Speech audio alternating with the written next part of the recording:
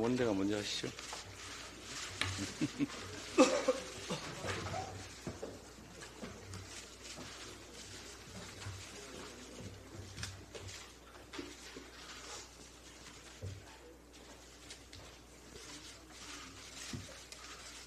네, 누가 진행해? 네?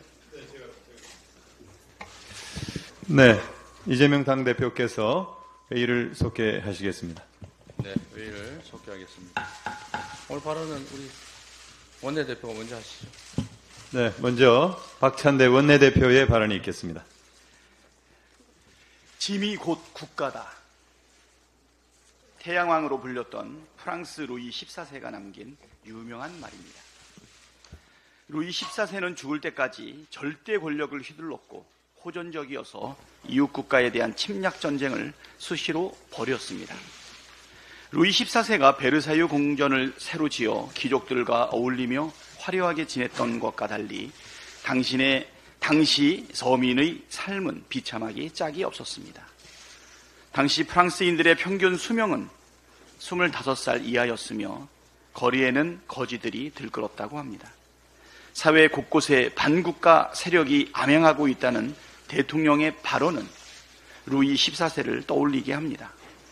자신이 곧 국가라는 사고에 심취해 있지 않고서 함부로 국민을 일컬어 반국가 세력이라고 말할 수 없기 때문입니다.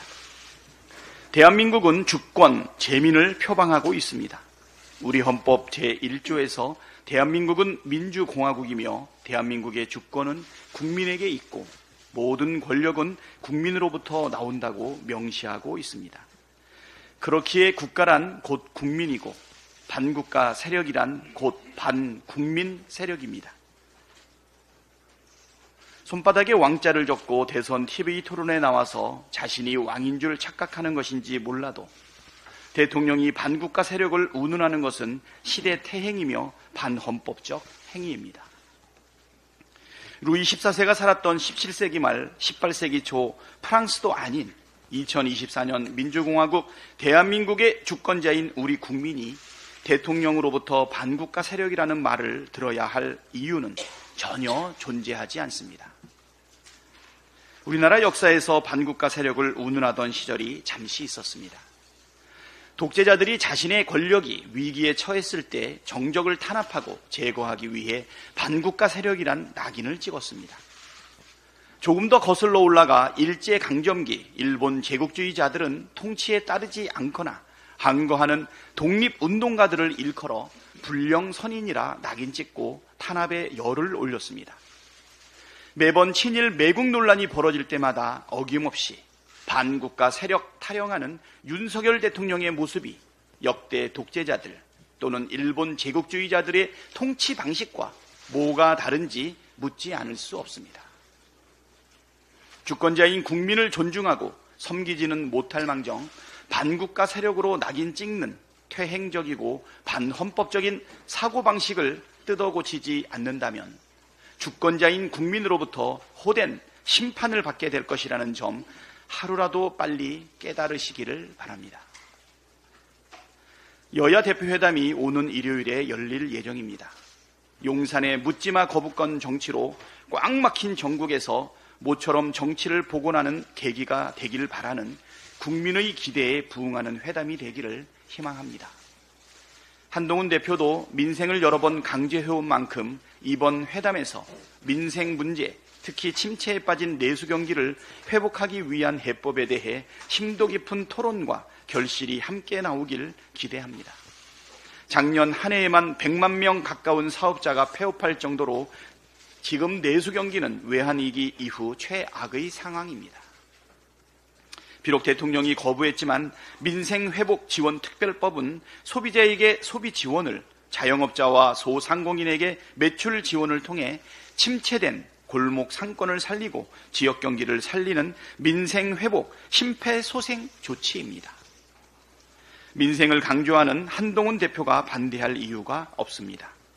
오히려 민생을 거부한 윤석열 대통령과는 차별화된 모습을 보여주는 것이 지난 국민의힘 전당대회에서 드러난 당신과 민심에 부응하는 길이기도 합니다. 현금 살포라는 거짓 선동에서 벗어나 민생회복 지원 특별법에 적극 찬성함으로써 민생의 진심인 모습, 대국적인 정치를 하는 집권여당 대표다운 모습을 보여주길 바랍니다. 국민적 관심이 높은 해병대원 특검법에 대해서도 한동훈 대표가 구체적인 입장을 갖고 회담에 응하길 기대합니다. 그동안 추상적이고 단편적인 발언만 내놓다 보니 국민의힘 의원들마저 특검법에 대한 한동훈 대표의 진심이 무엇인지 헷갈려하는 모습을 많이 봅니다. 이번에는 정치인들도 잘 못 알아듣는 여의도 사투리 말고 5천만이 쓰는 언어로 구체적이고 담백하게 자신의 생각을 밝히기를 기대합니다. 다음으로 김민석 최고위원의 발언이 있겠습니다. 윤석열 대통령에게 묻습니다. 반국가 세력은 어디에 있는 누굽니까? 왜 안 잡습니까? 무능입니까? 뻥입니까? 북한이 개전 초에 이용한다니 국지전이나 전면전이 임박했습니까? 저는 박근혜 탄핵 국면에서 계엄령 준비설의 정보를 입수해서 추미애 당시 대표에게 제보했던 사람 중 하나입니다. 박 정권이 강력히 부인했지만 결국 사실로 드러났었습니다. 지난 총선 때는 국정원 공작 준비를 미리 경고했었고 이번 국군정보사 기밀 유출을 밝혀냈었습니다. 집권 경험이 있는 수권정당 민주당의 정보력을 무시하지 마십시오. 차지철 스타일의 야당 이틀막 국방부 장관으로의 갑작스러운 교체와 대통령의 뜬금없는 반국가 세력 발언으로 이어지는 최근 정권 흐름의 핵심은 국지전과 북풍 조성을 염두에 둔 계엄령 준비 작전이라는 것이 저의 근거 있는 확신입니다. 뉴라이트라는 영어 이름으로 포장한 친일 매국병자들을 옹호하는 윤석열 정권이야말로 반국가 세력 아닙니까? 독립기념관장이 일제강점의 불법성을 부정하고 군이 독도를 지도에서 지우는 것이야말로 최고의 반헌법, 반국가 행위입니다. 탄핵 국면에 대비한 계엄령 빌드업 불장난을 포기하기 바랍니다. 계엄령 준비 시도를 반드시 무산시키겠습니다. 유신 독재와 부마 항쟁, 5.18을 딛고 일어난 21세기 최고 민주국가 대한민국에서 조잡하게 계엄령 따위는 꿈도 꾸지 마십시오.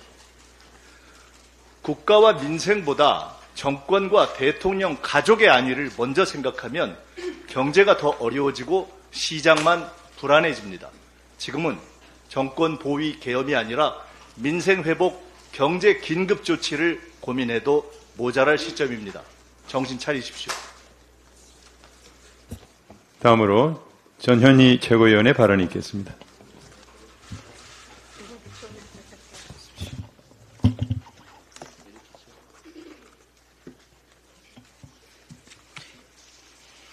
네, PPT 좀 띄워주십시오. 영상.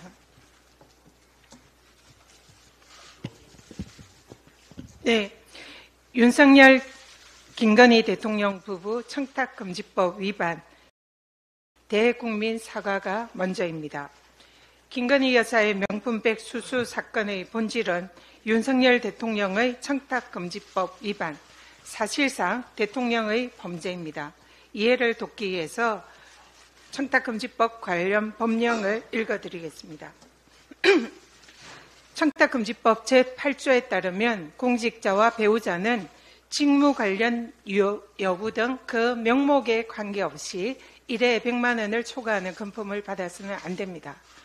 두 번째, 공직자는 제9조에 따르면 자신의 배우자가 수수금지 금품을 받은 사실을 알게 된 경우 지체 없이 서면으로 신고하고 제공자에게 또 지체 없이 반환해야 합니다. 공직자의 이런 신고와 인도는 감사원이나 수사기관, 국민권익위원회에 할 수 있습니다. 여기 어디에도 대통령실 창고는 관련 규정에 없습니다. 벌칙입니다. 공직자가 배우자가 금품을 받은 사실을 알고도 그 사실을 신고하지 않으면 그 공직자는 3년 이하의 징역 또는 3천만 원 이하의 벌금에 처합니다. 이 사안은 굉장히 간단하고 명쾌한 내용입니다. 그래서 통상적으로 이런 사실은 검찰에서 약식 명령에 의해서 대부분 처리되는 그런 매우 심플한 간단한 사안이라는 거 말씀드립니다. 근데 대통령께서 국민들에게 자인한 바와 같이 최재형 목사에게 박절하지 못했던 김건희 여사가 명품백을 수수한 것을 인정했습니다. 그리고 그런 아내에게 박절하지 못했던 공직자인 대통령은 그 사실을 알고도 청탁금지법의 규정을 어기고 이를 신고도 하지 않고 반환도 하지 않았기 때문에 이는 청탁금지법 규정상 명백한 윤석열 대통령의 청탁금지법 위반입니다.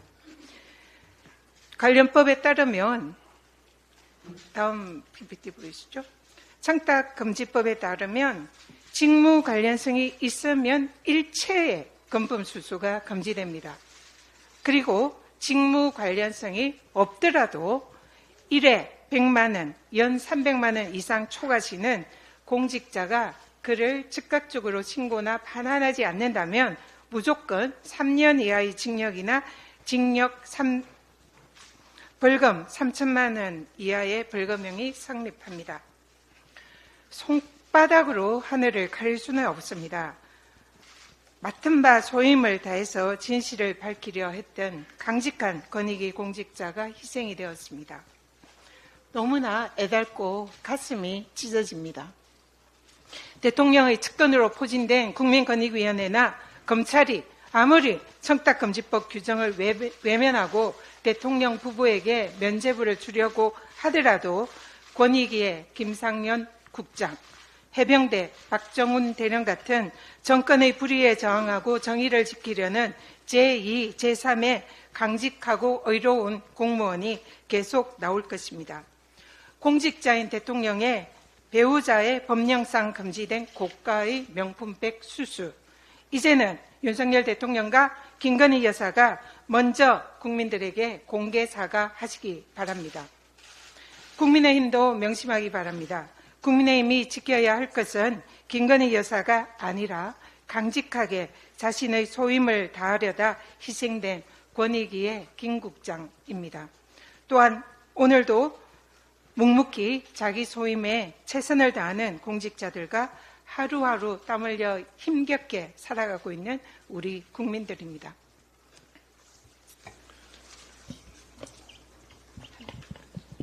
한동훈 대표가 당대표로 취임한 지 한 달이 지났습니다.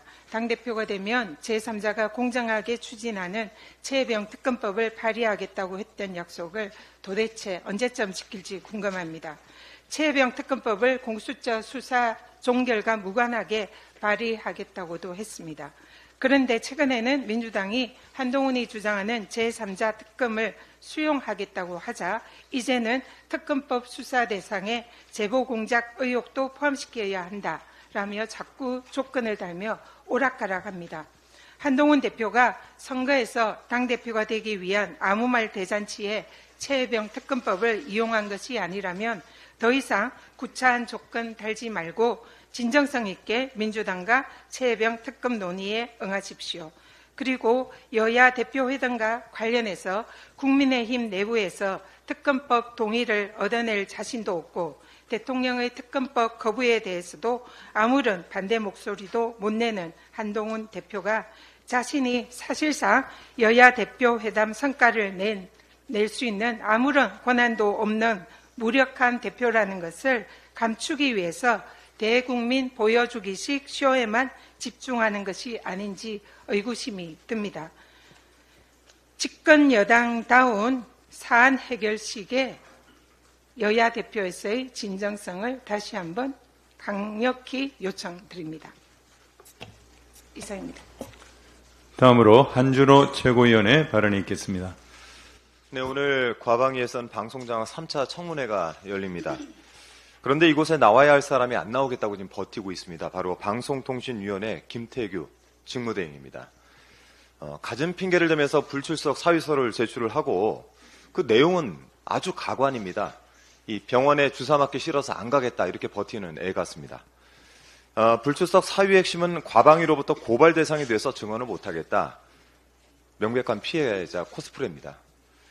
지난 2차 청문회에서 이 과방위원들이 김태규 직무대행에게 공영방송 이사 선임 과정을 수차례 질문을 했는데 이에 대해서 비공개로 진행된 내용이라 답변할 권한이 없다. 이렇게 증언을 했습니다. 자, 청문회 내내 이런 상황들이 반복되면서 이에 대해서 국회 증언감정법 제12조에 따라서 고발 조치를 한 것인데 김태구 직무대행께서는 이게 억울합니까? 본인 발언을 한번 살펴보겠습니다. 저는 위원회 구성 문제에 지나지 않는다. 그래서 권한이 없다. 이 발언은 궤변입니다. 공영방송 이사 선임과 관련된 회의는 인사관리에 관한 사항이므로 비공개하겠다 결정, 이게 누가 하는 겁니까? 바로 본인이 한 것입니다. 방통위법 제13조에 따르면 위원회 의결로 비공개 결정을 하도록 되어 있습니다. 본인이 비공개로 결정을 해놓고 비공개로 진행된 내용에 대해서 답변을 할 권한이 없다. 이런 이야기는 궤변이 아니고 뭐겠습니까? 더욱 가관인 것은 권한도 없다는 사람이 오늘 임명장을 받기 위해서 출석을 할 수 없다. 이렇게 불출석 사유서에 제출을 했습니다. 위법적인 이준수, 김태규 이 2인 체제는 7월 31일 오후 5시에 전체 회의를 열어서 1시간 반 동안 83명의 이사 후보를 심의를 했습니다. 후보자 한 명당 1분가량 걸린 셈인데 저는 이게 가능한지 모르겠습니다. 기네스북에 오를 것 같습니다. 자, 이렇게 날림으로 선임한 이사들 몇몇도 휘황찬란합니다. 법조비리 스캔들 소위 스폰서 검사 사건에 등장하는 인물이 있는가 하면 KBS 이사로 앉힌 인물은 방통위 측 소송 대리인으로 방통위를 비호하고 있습니다. 이런 자들을 앉히기 위해서 군사작전하듯이 심의를 뚝딱 해치운 것입니다. 윤석열 정권의 동조에서 공영방송 장악에 부역할 만한 인물이라면 결격 사유가 있든지 없든지 한 자리씩 내준 것입니다. 또 이진숙 위원장은 7월 25일 인사청문회에서 MBC의 편향성을 시정할 수 있는 이사가 선임될 수 있도록 최선을 다하겠다라고 말했습니다. 그 결과가 바로 7월 31일 자행된 언론장악 구태타입니다. 2010년 MBC 장악을 위한 국정원 문서 제목이 2010 MBC 정상화 전략 및 추진 방안이었다는 점을 돌아볼 때 이준숙 위원장의 편향성 시정 발언은 MBC를 다시 장악하겠다는 신호탄입니다. 김태규 직무대행은 19일 기자회견을 열어서 과방위원들을 맞고소하겠다라고 으름장을 놨습니다. 정권 충성 폐기는 좋습니다. 하지만 국회 입법조사처는 헌법상 불가능해 보이면 피고발인이 국회의원을 맞고소한 사례는 그 사례를 찾아보기 어렵다. 이렇게 지적을 한 내용이 있습니다. 읽어보시고 충성쇼를 하시기 바랍니다. 김태규 직무대행에 촉구합니다. 국회에 겁박할 시간이 있으면 청문회에 출석해서 당신이 이야기한 유일한 위원회 구성 문자로서 증인의 의무를 다하시기 바랍니다. 청문회 불출석도 죄가 될 수 있다는 점 명심하기 바랍니다. 마지막으로 오늘은 언론 장악에 맞서 싸우다 세상을 떠난 고 이용마 기자의 5주기입니다. 몸바쳐 투쟁했던 이들에게 부끄럽지 않도록 언론개혁의 의지를 다시 한번 가다듬도록 하겠습니다. 이상입니다. 다음으로 김병주 최고위원의 발언이 있겠습니다. 일진에 같은 인사를 청산하라. 이종창 광복회장이 어제 윤석열 대통령을 향해 한 말입니다. 그러면서 국민적 공감대 없이 일본과의 친선 우호만 강조하는 대일 정책에 매우 실망이라고 꼬집었습니다. 나라의 정체성 확립에 매우 중요한 기관장들을 친일 인사로 채우고 있다고 일갈했습니다. 일진에는 대한제국말, 그러니까 조선 말기 일본의 무력 침탈에 적극적으로 호응한 친일 단체입니다. 윤 대통령과 아주 가까운 보수 인사가 일진회라는 단어까지 꺼내며 비판한 것입니다. 이 정도면 자신과 그 주변을 돌아보는 게 상식입니다. 그런데 이 와중에도 국가보훈부는 광복회를 조사하고 있습니다. 정치적 중립 의무를 위반했는지 따져보겠다는 겁니다. 친일 편향적인 국정기조를 바꾸라는 축사 내용을 문제 삼고 있습니다. 자신을 비판하는 모든 이들에게 재갈을 물리겠다는 겁니까? 광복회는 지난 15일 자체 행사장에 일부 지도부를 제외하고 민주당 국회의원의 자리를 마련하지 않았습니다. 저도 그 자리가 없어서 상관은 했는데 복도에 있을 정도였습니다. 정치적 중립을 지키기 위한 조치였습니다.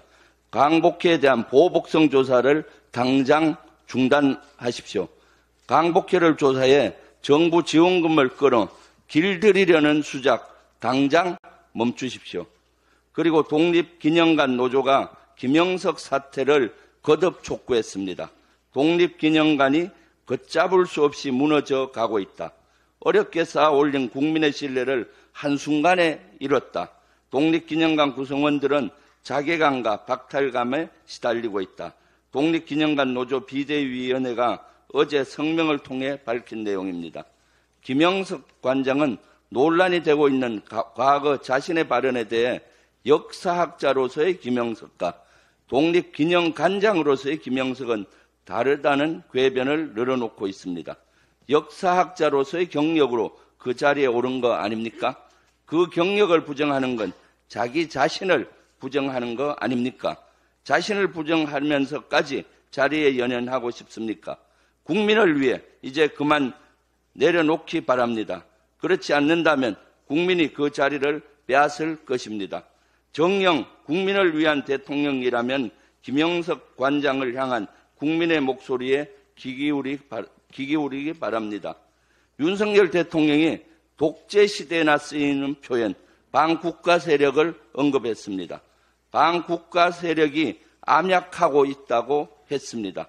나라를 걱정하는 척하면서 정치적 이득을 취하려는 시도입니다. 즉각 중단해야 합니다. 대통령의 역할은 국민을 하나로 묶고 사회 통합을 이루는 것입니다. 반국가 세력이란 표현은 불필요한 갈등을 유발합니다. 국민 갈라치기에 불과합니다. 건강한 민주주의의 발전에 전혀 도움이 되지 않습니다. 민주주의 자체를 위협하는 것은 외부의 적이 아니라 내부의 불신과 갈등입니다. 당장 불신하고 갈등을 조장하는 발언 당장 멈추십시오. 감사합니다. 이상입니다. 다음으로 이현주 최고위원의 발언이 있겠습니다. 네, 윤석열 대통령께서 반국가 세력, 국민 항전 의지 이런 살벌한 용어를 쓰셨는데 이런 시대착오적 발언을 듣는 국민들 흡사 북한의 조선중앙방송을 듣는 듯해서 아주 기가 막혔을 겁니다. 그런데 이 반국가 세력이라는 이 단어, 이 용어의 개념과 관련해서 저는 한 가지 지적하고자 합니다. 윤석열 정권이야말로 반국가 세력으로 평가될 수 있다라는 것을 명심하시고 돌아보셔야 되는 거 아닌가 하는 생각이 드는데요. 반국가, 국가란 무엇인가? 국가의 핵심 요소는 영토, 주권, 국민입니다. 그렇다면 지금 윤석열 정권은 독도라는 우리 대한민국의 영토의 영역과 관련해서 이 독도의 영유권을 형해화시키고 독도의 방어 훈련을 지금 중단하고 있는 이런 반국가적 행위를 서슴지 않고 하고 있는 것 아닙니까? 그러니까 스스로가 지금 반국가 세력화하고 있는데 도대체 누가 반국가 세력이라는 것인지 좀 돌아보시기 바라고요. 그 다음에 우리 헌법에 보면 헌법 전문에 3.1 독립정신 이런 것들이 나와 있습니다. 분명히. 그래서 국가의 핵심 가치인 헌법 가치에 이미 그런 것들이 나와 있기 때문에 반국가 세력이 스스로가 될 수 있다. 그래서 그 부분에 대해서 해명을 오히려 하셔야 되는 게 아닌가 이런 생각이 듭니다. 한 가지 더 말씀드리자면 일요일 날 여야 대표회담이 예정되어 있습니다. 한동훈 대표께서 여야 대표회담과 관련해서 TV 생중계 이걸 자꾸 말씀을 하시는데 이걸 이렇게 합의되지 않은 상태에서 흘리는 것은 예의가 아닐 뿐만 아니라 본질에 어긋난다 이렇게 생각합니다. 이것은 토론과 회담을 구별하지 못하는 행태다. 한동훈 대표께서 TV쇼를 너무 좋아하시는지 모르겠는데요. 지금 국민들은 여야 대표 회담에 대해서 상당한 기대를 하고, 이 지금 어려운 민생과 전국 상황을 혹시 이 대표 회담을 통해서 돌파구를 마련할 수 있을지 굉장한 기대를 가지고 보고 있다라는 것을 명심을 하셔야 됩니다. 그렇다면 가장 중요한 것은 이 회담 전에 여야가 안건을 합의할 수 있는 안건을 좁히는 것일 것입니다. 따라서 한동훈 대표께서는 본인이 독자적으로 재량을 가지고 결정할 수 있는 사안이 무엇인지 그 안건을 좁혀서 가지고 오는 것이 우선이지 생중계하는 것이 중요한 것이 아니다. 다시 한번 말씀드리고요. 그 중에서 저희가 분명하게 말씀드리고자 하는 것은 첫째, 특검법, 최상병 특검법과 관련해서 제3자 특검법이든 뭐든 국민의힘의 한동훈 대표가 생각하는 책임 있는 특검 법안을 발의해서 가지고 오시라. 그 다음에 두 번째, 우리 당이 내놓은 25만원 민생지원금법이 마음에 안 든다면 그 대안을 경기를 부양할 수 있는 대안을 가지고 오시라. 적어도 이 두 가지는 반드시 가지고 오셔야 한다라고 말씀드리겠습니다. 지금 경기가 굉장히 안 좋습니다. 이 문제에 대해서 아무런 책임 없이 정부 여당이 아무것도 내놓지 않은 상태에서 쇼만 하겠다. 이렇게 한다면 한동훈 대표가 항상 말씀하시는 그 국민의 눈높이에 절대 맞지 않는 것이 아닌가. 이 생각을 하지 않을 수 없습니다. 이상입니다. 마지막으로 이재명 당대표의 발언이 있겠습니다. 네, 민생경제 위기가 심각합니다. 내수위기, 자영업위기, 거기다가 민생경제의 전체적인 위기가 격화되고 있습니다.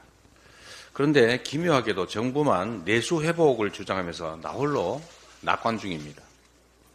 정확한 진단을 통해서 활용할 수 있는 모든 수단 방법을 총동원해서 민생을 또 경제를 살려야 될 때입니다.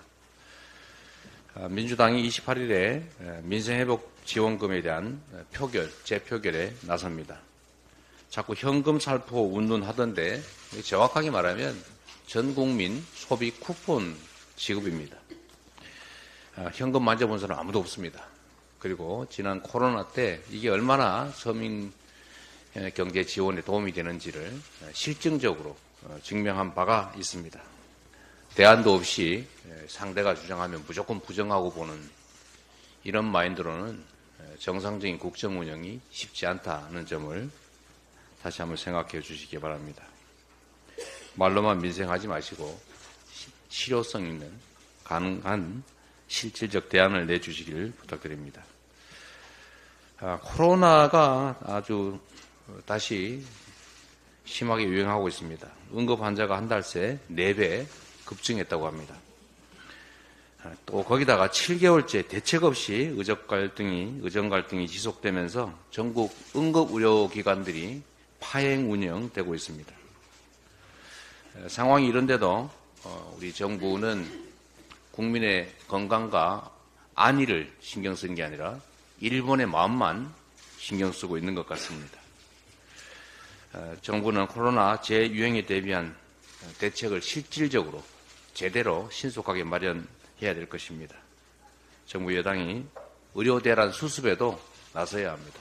이렇게 정부 예산으로 틀어막으면서 언제까지 견딜 생각입니까?